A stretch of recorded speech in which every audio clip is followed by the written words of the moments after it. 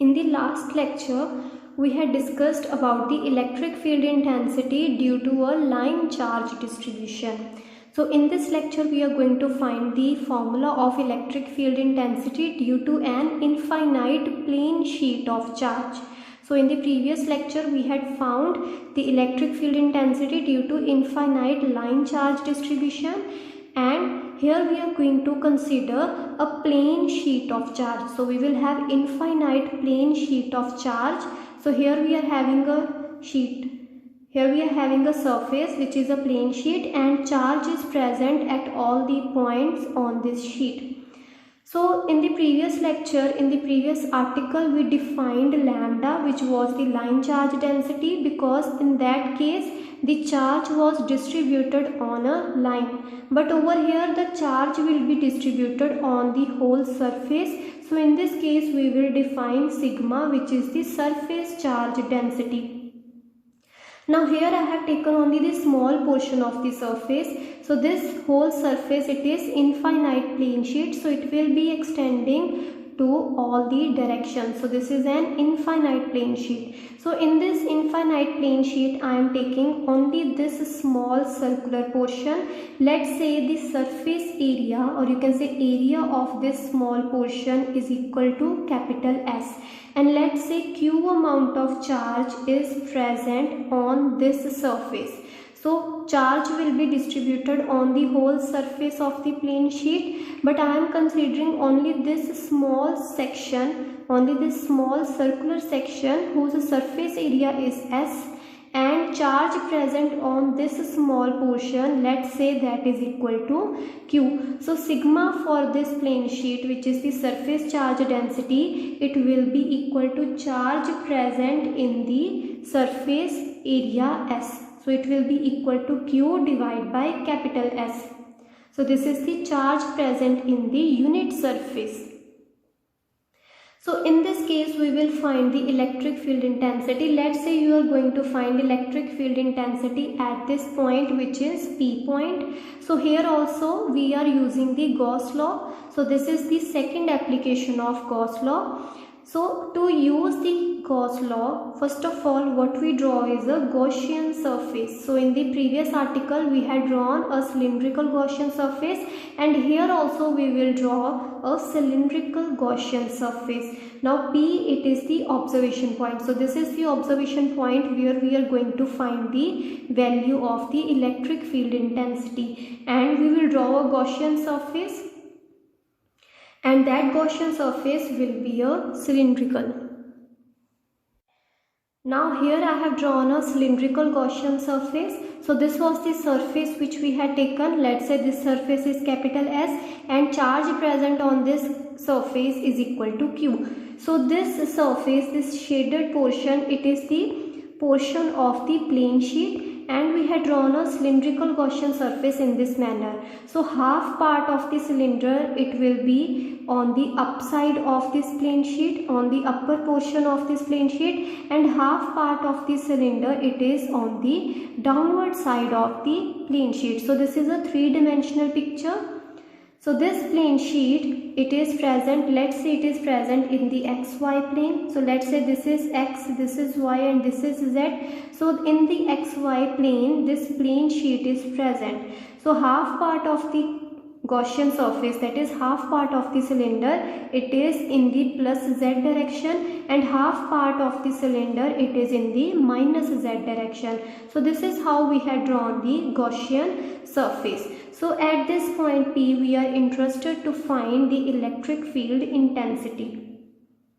So for this Gaussian surface, so this Gaussian surface, it is a closed surface.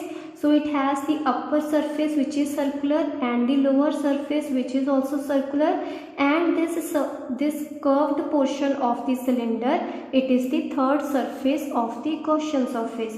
So this is the curved portion of the cylinder. Now we will be using Gauss law on this cylinder, because there is charge which is present inside the cylinder. So only the charge which is shaded over here, so only the surface which is shaded over here, that charge which is present only on this shaded region, that will contribute to the flux. So this is the charge which is present, and electric field lines, they will move radially outwards. So electric field lines, they always move radially outwards. So let's say at this point P. So if you take a small section on the upper portion, let's say this surface is S1, lower surface is S2, and this curved portion of the surface of the cylinder, it is S3 surface. So electric field, it will point in the upward direction at this surface S1, and electric field, due to this charge, it will point in the downward direction at this surface S2. So let's consider the S1 surface. So what happens at the S1 surface? The electric field intensity, it will be pointing in the upward direction, and we are taking a small patch on this surface. So the surface area, the small surface element that we had drawn, it will also point in the upward direction. So surface area vector, it always points perpendicular to the surface which we have considered. So we are considering S1 surface, this circular portion of the cylinder. So on any point on this surface, the electric field intensity will be in the upward direction, and ds vector will be also in the upward direction. So if you consider the S2 surface, so this circular portion, so if you take any point on this surface S2, so the surface area vector, it will point in the downward direction, and electric field intensity will also point in the downward direction. Now we are left with the S3 surface, which is the curved portion of the cylinder. So if you take any surface, small patch of the area, so surface area vector, it will point at this point, it will point in the horizontal direction. So if you take a small surface area element, the surface area vector will point in the horizontal direction, and the electric field lines or the electric field intensity, it always points radially outwards. So it will point in the upward direction. So the electric field intensity, it is making an angle of 90 degree with the ds vector only on this curved portion of the cylinder, whereas on the other two surfaces, S1 and S2 surfaces, the electric field intensity is parallel to the area vector. So in the downward surface also, in the lower portion of the surface, which is S2, here also electric field intensity is parallel to the ds vector. So on this whole Gaussian surface, we will write the flux which is linked with this Gaussian surface. So on this whole cylindrical Gaussian surface, the total flux linked will be given by the closed surface integral of the E vector, and that is given by Q by epsilon naught. So Q is the amount of charge which is enclosed by that Gaussian surface. So this Gaussian surface which we had drawn, it just encloses this amount of charge. So this Gaussian surface, it just encloses the charge present on this surface, and we have already supposed in the starting of the article that this surface is S and the charge present on this surface is Q. So this whole Gaussian surface, it will enclose only Q amount of charge. So flux which is linked with this Gaussian surface, that will be given by Q divided by epsilon naught, and from this equation Q can be written as sigma into capital S. So this flux which is linked with this Gaussian surface, it will be given by sigma into S divided by epsilon naught. So now the next task will be to divide this surface integral, this closed surface integral, into open surface integrals. So this closed cylinder, it will be divided into S1 surface, S2 surface and the S3 surfaces. And keep in mind, the total Gaussian surface is a closed surface, whereas these three surfaces which are S1, S2, S3, these surfaces are the open surfaces. So this closed surface integration, it will be divided into three surface integrals. Now these integrals will be open surface integrals. So this integration, this surface integration, it can be written as the surface integral over S1 plus surface integral over S2 plus surface integral over S3. It will be equal to, the right hand side will remain as it is. So as we had done that for S1 and S2 surface, that is for this upper surface and for this lower surface, E vector is parallel to ds vector.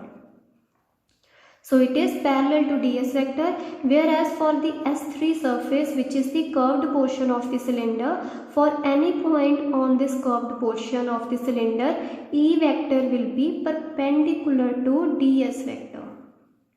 So it will be making an angle of 90 degree with the area vector. So these integrals, we can use the property of the dot product. So here we have E dot ds. So this can be written as E into ds into cos of angle between these two vectors. So for S1 surface, we will write E ds cos of angle. Now what is the angle between E and ds for the case of S1 surface? So for the case of S1 surface, E is parallel to ds vector. So this will be written as 0 degree. Now for S2 surface, the angle is again 0 degree, whereas for S3 surface, which is the curved portion of the cylinder, for this surface the angle between E and ds, it is 90 degree. So this third term, it will be equal to 0 because of cos 90. Cos 90, it is always equal to 0. So this third term, it will be equal to 0.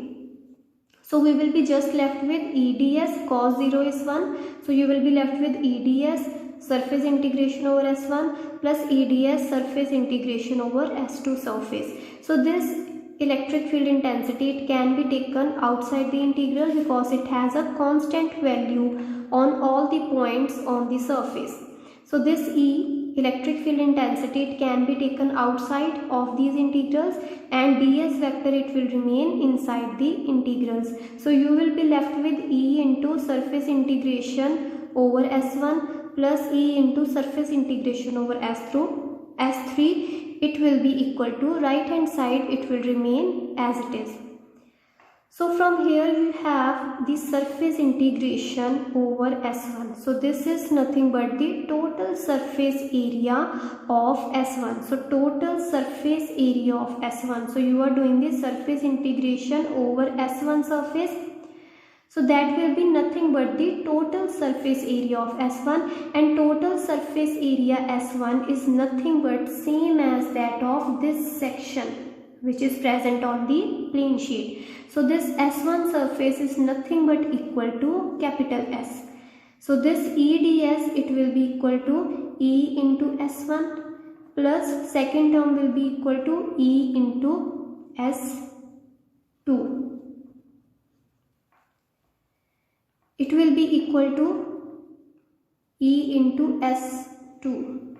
So that will be equal to sigma into S divided by epsilon naught. Now this S1 and S2 surfaces, that is this upper surface and this lower surface, is same as that of this section which is on the plane sheet. So S1 will be equal to S2 will be equal to S. So these surface areas, they will be same. So S1, it can be equated to S, and S2 can also be equated to S. So you will be left with E into S plus E into S will be equal to sigma into S divided by epsilon naught. So from here you will get twice of E into S will be equal to sigma into S divided by epsilon naught. So from here you will get the magnitude of the electric field intensity will be equal to sigma by 2 epsilon naught.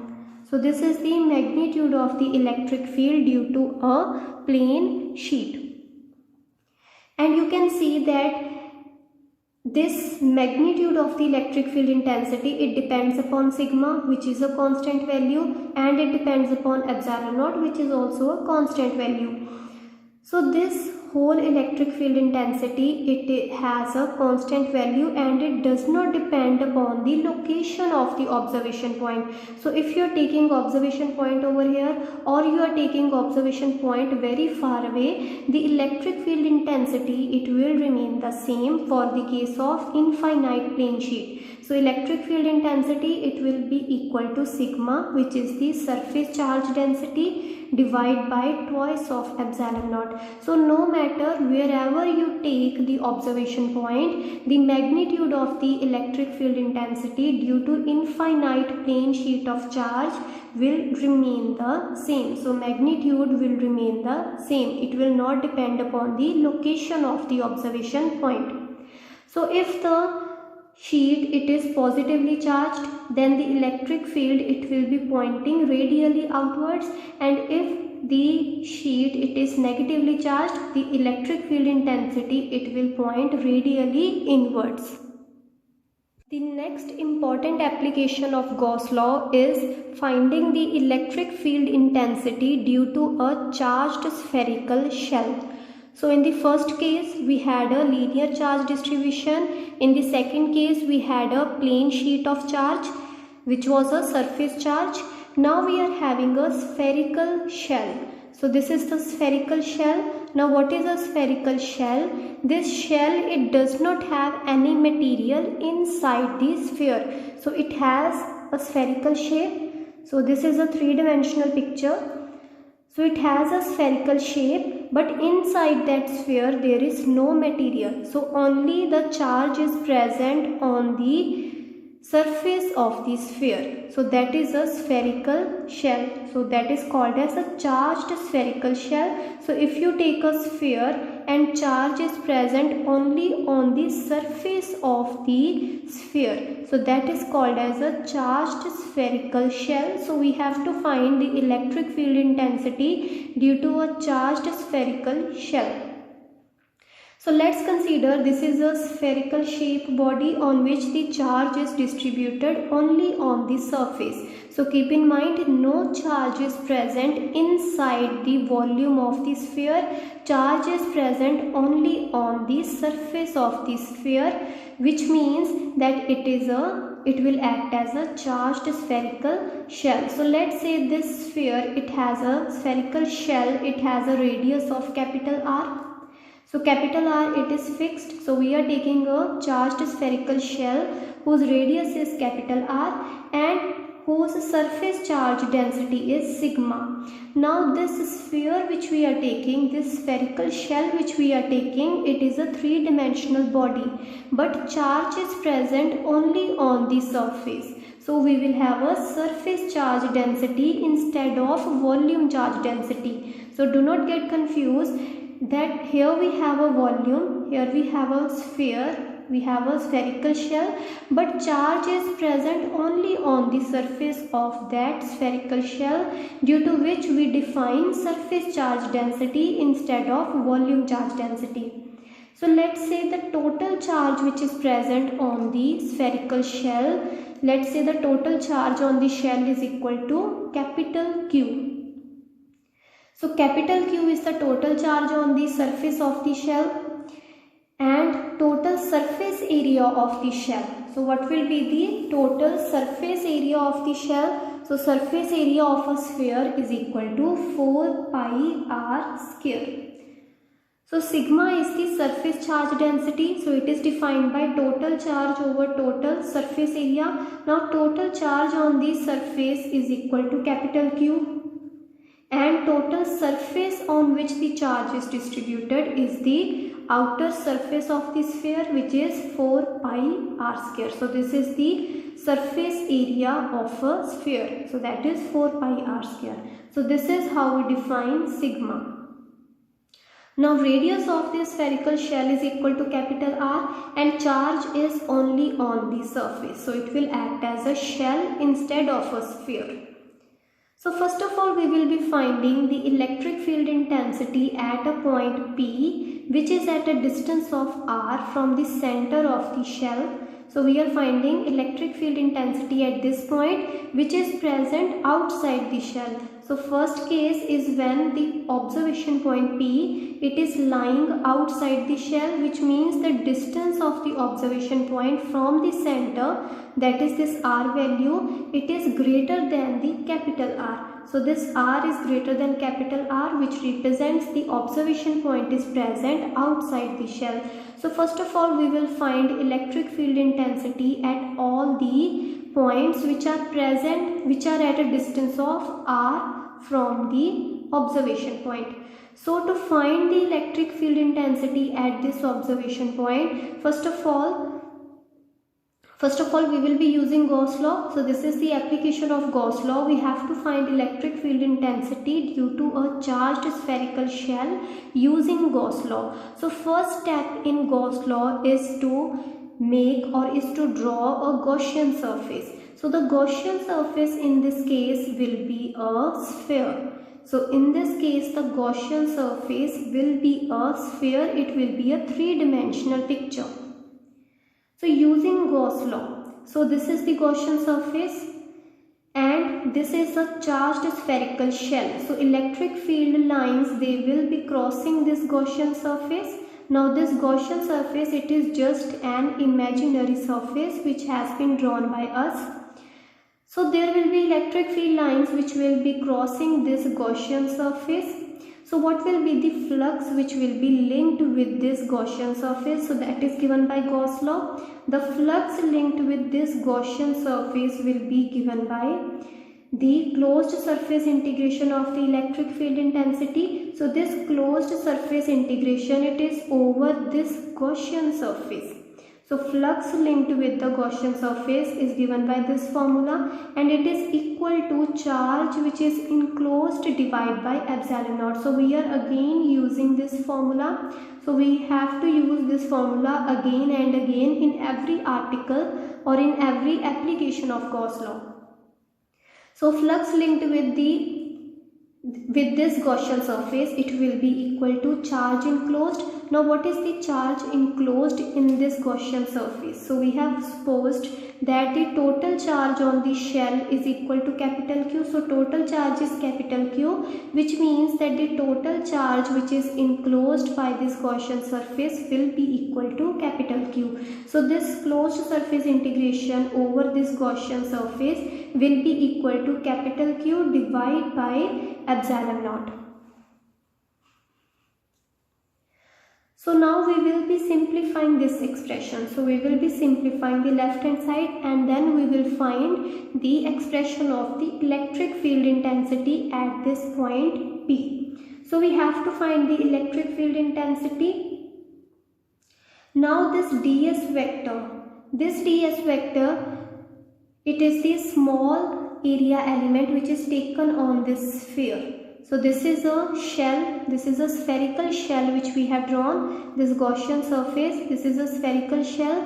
So we are taking a small area on this spherical shell. So we are drawing a small area, so that ds vector on this Gaussian surface, it will be pointing radially outwards, and the electric field intensity, it will also point radially outwards if this charge is positive, and if this charge is negative, this electric field intensity, it will point radially inwards. So angle between E and ds will be equal to 0 degree. So if the charge is positive, the charge on this spherical shell, if it is positive, then the angle between E and ds at every point on this Gaussian surface, which is a shell, so at every point on this Gaussian surface, the angle between E and ds will be equal to 0. So let's say if you are taking at this point, the ds vector will be pointing in this direction because it is always perpendicular to the surface, and electric field intensity will also be pointing radially outwards. So at every point on the Gaussian surface, E and ds, they will make an angle of 0 degree. So we will be simplifying this equation. Here we have E dot ds, and that can be written as EDS cos of angle. So that will be EDS cos 0, and that will be nothing but equal to EDS, because cos 0 will be equal to 1. So this will be equal to E. So it will be E vector dot ds vector. So EDS vector, it can be written as EDS cos of 0 degree. So cos of 0 degree will be equal to 1. So this expression, it will be equal to this formula. So the closed surface integration of E, it will be equal to Q divided by epsilon naught. So at all these points on this Gaussian surface, the electric field intensity, it will have same magnitude at all the points on this Gaussian surface, because all the points will be at a distance of small r. So this point is also at a distance of small r. This point will also be at a distance of small r. So the electric field intensity, its magnitude will remain same at all the points on the Gaussian surface. So E will be constant. So E can be taken outside this integral. So E times the closed surface integration over ds will be equal to Q divided by epsilon naught. So here we are just left with the closed surface integration. So it is the closed surface integration, and this closed surface integration, it is over this Gaussian surface. So keep in mind, this closed surface integration, it is over this Gaussian surface.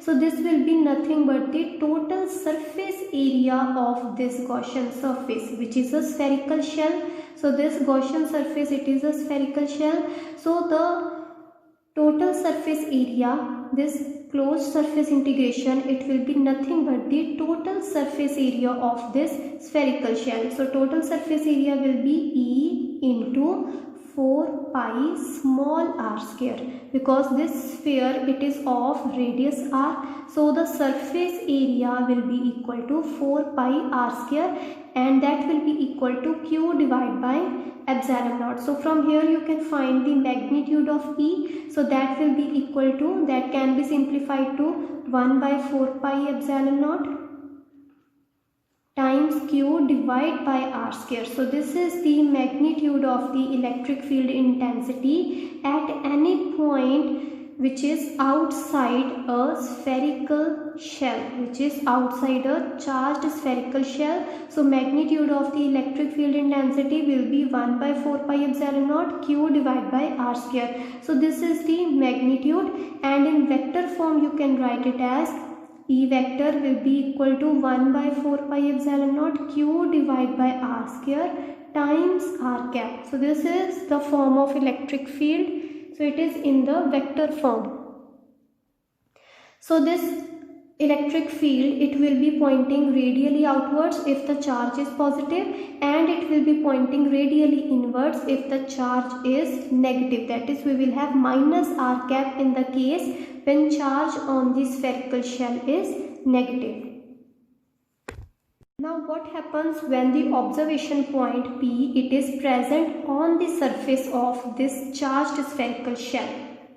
So in the first case we had taken the point P, it was outside the shell. Now in the second case, what happens when the observation point where we are finding the electric field intensity, so what happens when this point is on the surface of this charged spherical shell? So when this point is present on the surface of the charged spherical shell, so R will be equal to capital R. So small r, it will be equal to capital R when the point P is present on the charged spherical shell. So in this formula of electric field intensity, you will just put small r is equal to capital R. So E will be equal to 1 by 4 pi epsilon naught Q divided by capital R square.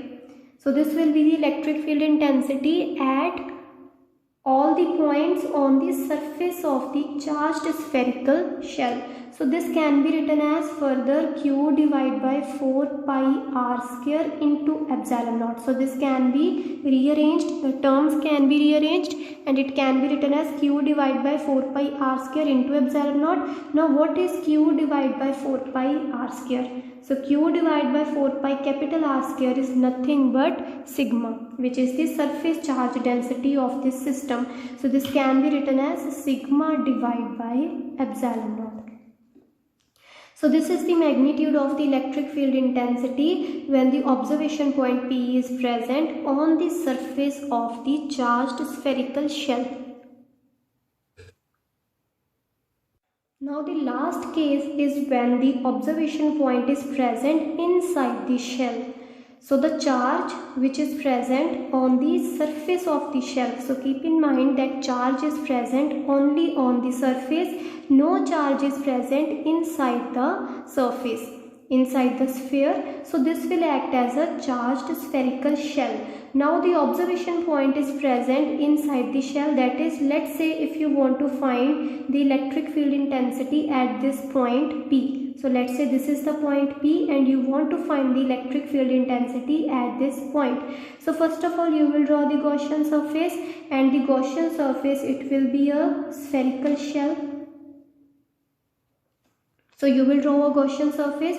So you are interested in finding the electric field intensity at this point P. So this is the Gaussian surface, and electric field lines, they will be crossing this Gaussian surface. So charge which is enclosed inside the Gaussian surface. So what we are interested in, charge enclosed by this Gaussian surface. So that charge is equal to 0. So in Gauss law, what we say that the closed surface integration of electric field intensity is equal to charge enclosed divided by epsilon naught. Now when the observation point is present inside the spherical shell, so charge is present only on the surface. So charge is present only on the surface. So this Gaussian surface which we have drawn inside the shell, this Gaussian surface will not include any charge. It will not enclose any charge inside it. So charge enclosed inside the Gaussian surface when observation point is inside the shell. So that charge enclosed is equal to 0, which means this. So here Gauss law is nothing but charge enclosed divided by epsilon naught, but this charge enclosed in this case is equal to 0, which means electric field intensity, it will be equal to 0 inside the spherical shell. So inside the spherical shell, electric field intensity is equal to 0. On the surface of the spherical shell, electric field is equal to 1 by 4 pi epsilon naught capital Q divided by capital R square, and at a point which is far away, or you can say which is outside the shell, the electric field intensity is given by 1 by 4 pi epsilon naught Q divided by small r square. So now we are going to see what is the variation of electric field intensity with the distance from the center of the spherical shell. So as you are moving from the center to the surface and then from the surface to the outside of the spherical shell, how the electric field intensity varies. Now we have seen when R is less than capital R, that is when the observation point is present inside the shell, the electric field intensity is equal to 0. Now when the observation point is present on the surface of the shell, electric field intensity is 1 by 4 pi epsilon naught capital Q divided by capital R square. So capital R is nothing but the radius of the shell. Now when the observation point is present outside the spherical shell, so when R it is present outside the spherical shell, so in that case electric field intensity will be equal to 1 by 4 pi epsilon naught capital Q divided by small r square. So the horizontal axis that we have drawn, it is the distance of the observation point from the origin. So this is the center of the shell. This is when the observation point is present on the surface of the shell. So in that case R will be equal to capital R. In this case R is equal to 0, and this region it covers all the radius or all the observation points which are inside the shell. So from R is equal to 0 to R is equal to capital R, in this region the observation point will be present inside the shell, and as we know inside the shell the electric field is equal to 0. So therefore we have drawn a horizontal red line on the horizontal axis. So this represents that electric field intensity is 0 when the observation point is present inside the spherical shell. So on the y-axis, on the vertical axis, we have plotted the electric field intensity. So this is the maximum value of electric field intensity, and that is that is equal to 1 by 4 pi epsilon naught capital Q divided by capital R square. So this expression capital Q divided by capital R square, it will be the maximum value of electric field intensity, and as you will move outside the spherical shell, the distance will increase and hence the electric field intensity will decrease. So on the surface, only on the surface, the electric field intensity, it has the maximum value. So at point R is equal to capital R, the electric field intensity will increase to this value, which is E is equal to 1 by 4 pi epsilon naught capital Q divided by capital R square. But as you will move away, or you will move outside the spherical shell, as you will increase the distance of the observation point, the electric field intensity, it will decrease. So as you will increase the distance, the electric field intensity will start decreasing, and this electric field intensity, it will decrease by a factor of 1 by R square. So this decrease, or you can see the electric field intensity outside the spherical shell, it decreases by this factor, or you can say it is proportional to 1 by small r square. So only at the surface of the spherical shell, the electric field intensity will have maximum value, and as the distance of the observation point will increase from the radius, so the electric field intensity will keep on decreasing.